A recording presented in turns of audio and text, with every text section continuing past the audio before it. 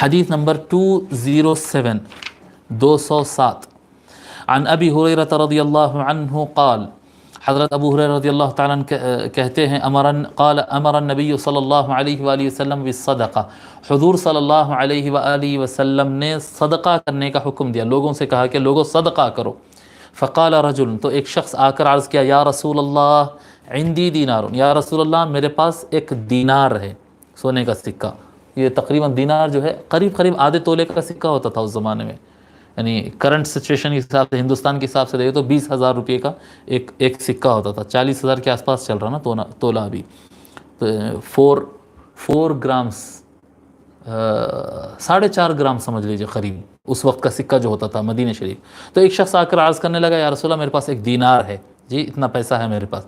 فقال تصدق به علی نفسک، حضور صلی اللہ علیہ وسلم فرمایا ایک کام کرو، یہ دینار تم اپنی ذات پر خرچ کرو۔ یہ حضور صلی اللہ علیہ وسلم فرما رہے ہیں، ایسے شروع ایسا ہوتا ہے، پہلے اپنے آپ پر خرچ کرو۔ قال عندي آخر، وہ شخص عرض کیا، یا رسول اللہ میرے پاس اور ایک سکہ ہے سونے کا، میرے پاس اور ایک دینار ہے۔ قال تصدق به علی ولدک، حضور فرمائے کہ ایک کام کرو، یہ اپنے بچوں پہ خرچ کرو۔ وقال عندي آخر، وعرض کیا، یا رسول اللہ اور ایک ہے میرے پاس۔ قال تصدق به علی زوجتک او زوجک، ایک کام کرو اس کو تم اپنے بیوی پر خرچ کرو۔ قال عندي آخر، یا رسول اللہ میرے پاس اور ایک ہے۔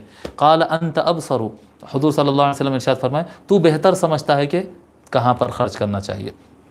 مطلب دیکھ لے اس کے بعد یہ یعنی آقا صلی اللہ علیہ وسلم وہ 3 نام لے لیے ہیں جو لازمی ہے کہ انسان خود کی ضرورت پوری کرے، اپنے بیوی اور بچوں کی ضرورت پوری کرے، ان کی ضرورت پوری کر دینے کے بعد پھر تو جہاں مناسب سمجھتا ہے، پھر مسجد ہے، مدرسہ ہے، غریب ہے، مسکین ہے، کھانا کھلانا ہے، سب دیکھنا۔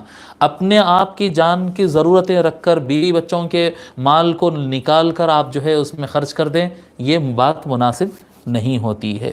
اس حدیث کو امام ابو داود اور امام نسائی نے ذکر کیا اور امام حاکم نے اس کو صحیح کہا۔